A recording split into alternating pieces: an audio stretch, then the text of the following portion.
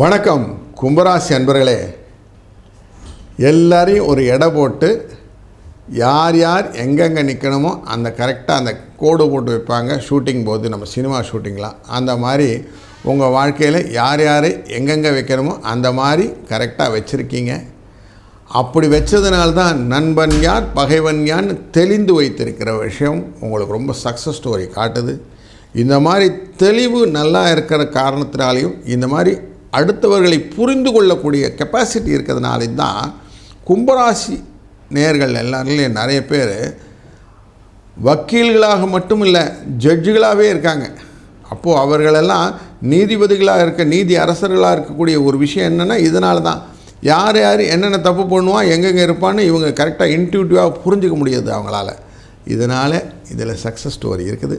அதே போல் எல்லாத்தையும் எல்லார்கிட்டையும் சொல்லாமல் ரகசியத்தையும் பாதுகாக்கக்கூடிய சூழ்நிலை இருப்பதனாலையும் நல்ல பதவியிலையும் நல்ல ஒரு வாழ்க்கை முறைகளிலும் அதிகாரத்திலும் இருக்கக்கூடியவர்களாக இருக்கக்கூடிய நீங்கள் எல்லாத்தையுமே அழகாக மனசால் எடுத்துக்கிட்டு அதுக்கப்புறம் செயலில் செய்யும்போது உங்களுடைய பாணியில் எக்ஸ்ட்ராவாக அதை செய்கிறீங்க அப்படிங்கிறதும் புரிகிறது.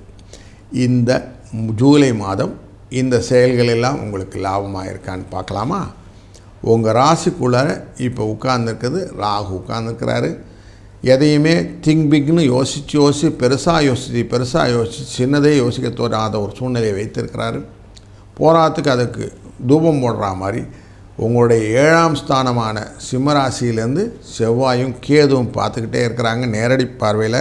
அப்போ கொஞ்சம் தேவையில்லாத பயத்தையும் உங்களுக்கு இன்ஜெக்ட் பண்ணிகிட்டே இருக்கிறாங்க. இந்த பயங்கள் கலத்திறன் மூலியமாக கலகங்களாக வந்து உங்கள் காதில் எட்டுது. அவங்க அப்படி சொல்கிறாங்க, இவங்க இப்படி சொல்கிறாங்க, இப்படி பண்ணணும்னு சொல்கிறாங்க, நம்ம கேட்கணுமான்னு பங்குதாரரும் உங்களை படுத்துகிறாங்க. இப்படிப்பட்ட குழப்பமான சூழ்நிலையில் இந்த ராசி மாட்டிக்குச்சு. 2ஆம் இடமான தனம் வாக்கு குடும்பம் என்ற இடத்துல மீன ராசிக்குள்ளர சனி பகவான் இருக்கிறார். அவர் இந்த மாதம் வக்ரம் அடைகிறார் 13ஆம் தேதி. இந்த வக்கரம் அடைவதனால ஏற்கனவே கொஞ்சம் நம்ம இருந்தோம், இப்போ மனசில் என்ன பண்ணுறோன்னு தெரியல, நிறைய மருந்து செலவுகள்லாம் நிறைய ஆகிட்டுருக்குது அப்படின்னு ஃபீல் பண்ணிங்க இல்லையா? இந்த மருத்துவ செலவுகள் கொஞ்சம் குறைய ஆரம்பிக்கும். புத்தி கொஞ்சம் தடுமாற்றங்களுக்கு உண்டாகும். நான் செய்கிறது சரிதானா அப்படிங்கிற ஒரு கேள்வி மட்டும் முன்னாடி வந்து நிற்கும். அந்த கேள்வியை அட்ரஸ் பண்ணுறது தான் முக்கியமான வேலையாக இருக்குமே ஒழிய மற்ற வேலை நம்ம மைண்டில் ஓடாது. மாத்ருஸ்தானம் அப்படிங்கிற இடமான ரிஷபராசிக்குள்ளார சுக்கிரன் ஆட்சியில் போய் உட்கார்றாரு. சுக்கிரன் ஆட்சியில் உட்கார்ந்தாலே நல்லா தானே இருக்குங்களா அப்படின்னா வண்டி வாகனங்கள் சுகங்கள்லாம் வருவதற்கான வாய்ப்புகள் நல்லபடியாக இருக்குது.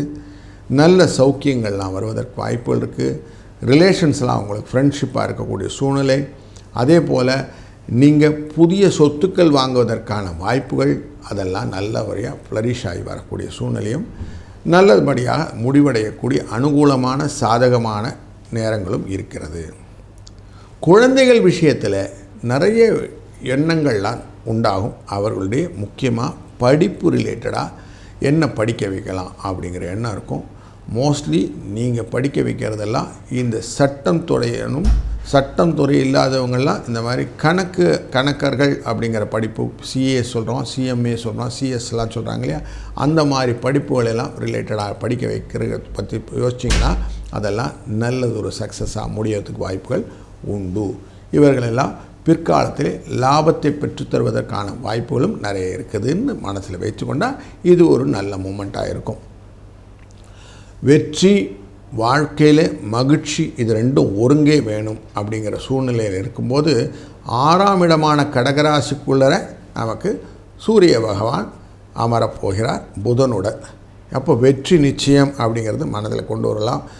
வெற்றி மட்டும் இல்லை, குடும்பத்திலே நல்ல சுப நிகழ்வுகள் நடக்கக்கூடிய சூழ்நிலை, நல்ல ஆரோக்கியமான அடுத்த ஸ்டேஜுக்கு திருமண தடை தாண்டி செல்லக்கூடியவர்கள், மறுமணம் பற்றி பேசுபவர்களில் மறுமணம் வருவதற்கான வாய்ப்புகளும் உண்டது.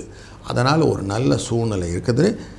திரவிய லாபம் அப்படின்னு சொல்லுவேன், அந்த லாபத்தை பெற்றுத்தருவதாக இருப்பதனாலே கொஞ்சம் எக்ஸ்ட்ரா சந்தோஷம் வரும், பொருள் வரவுலாம் வரும். அதனால் சூரியனுக்கு தினமும் நமஸ்காரம் பண்ணுறது ரொம்ப நல்லது.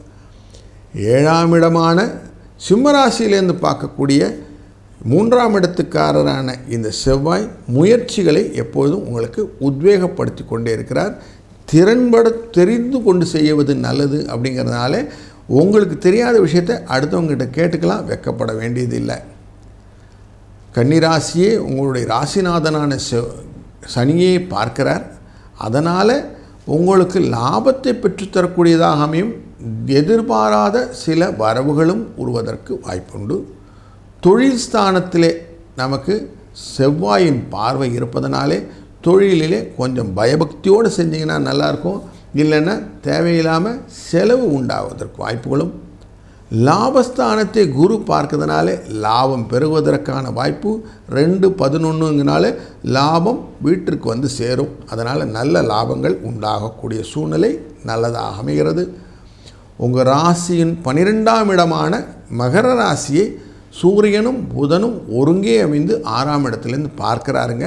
அதனால் வெளிநாடு வர்த்தக தொடர்புகள் உங்களுக்கு லாபத்தை பெற்றுத்தருவதாகவும், சிலருக்கு புதிய ஒப்பந்தங்கள் வருவதற்கான வாய்ப்புகளும், அதன் மூலமாக லாபங்களை நீங்கள் இரட்டிப்பாக்கக்கூடிய சந்தோஷங்களும் உங்களுக்கு உண்டாகும். அது ரிலேட்டடாக சில பிரயாணங்கள் உங்களுக்கு வெற்றியை முகாந்திரமாக காட்டுவதனாலே சந்தோஷமாக அந்த வேலையெல்லாம் செஞ்சுட்டு வருவீங்க. எஸ்பெஷலி இந்த கம்ப்யூட்டர் ரிலேட்டடான இல்லை மொபைல் ரிலேட்டடான அந்த இண்டஸ்ட்ரியெலாம் இருக்குது இல்லையா, இது ரிலேட்டடாக கொஞ்சம் ஃபாரின் கண்ட்ரிக்கெலாம் போயிட்டு வரலான்னு யோசிப்பீங்க. அதில் சக்ஸஸ் ஸ்டோரியெல்லாம் உங்களுக்கு உண்டாகும். அந்த ஒப்பந்தங்கள் நல்லபடியாக கையெழுத்தாகி உங்களுக்கு திருப்பி வரக்கூடியது லாபத்தை கொடுக்கும். கொடுத்து வைத்திருந்த பணங்கள் திருப்பி வருவதற்கும், உங்களை எதிர்த்தவர்கள் உங்களை விட்டு ஓடுவதற்கும், மருத்துவ செலவுகள் குறைவதற்கும் நல்ல நிகழ்வுகள் இருக்கக்கூடிய நல்ல மாதம் இது. அதுலேயே உங்களுக்கு சந்தோஷம் வந்துடும். நார்மலாகவே நம்மளை பார்த்து இன்னொருத்தன் பயப்படுறான்னா எக்ஸ்ட்ராவாக ஒரு பயம் வரும் இல்லைங்களா, அந்த மாதிரி உங்களுக்கு எக்ஸ்ட்ராவாக சந்தோஷத்தை உங்களுக்கு பகிர்ந்து கொள்ளக்கூடிய மாதமாக இந்த மாதம் அமையதுனால கொஞ்சம் எக்ஸ்ட்ராவாக நல்ல விஷயங்கள்லாம் நடக்க போகுது. ஆடி பண்டிகை ஆரம்பிக்க போகுது. ஆடி பண்டிகை வந்துட்டாலே நம்ம மனதெல்லாம் மாரியம்மனை நினைத்து குதூகலப்பட்டு விடும். அதனால் மாரியம்மனை வழிபடுவதும் ஆடி மாதத்தை நம்ம கொண்டாடுவதும் இந்த மாதத்தின் சிறப்பாக இருப்பதனாலே காலாஷ்டமின்னு இந்த மாதத்தில் ஒன்று வரும். அவசியம் சிவ வழிபாடு செய்தீர்களானால் நல்லது நடக்கும். நல்லதே நடக்கட்டும். வாழ்க வளத்துடன்.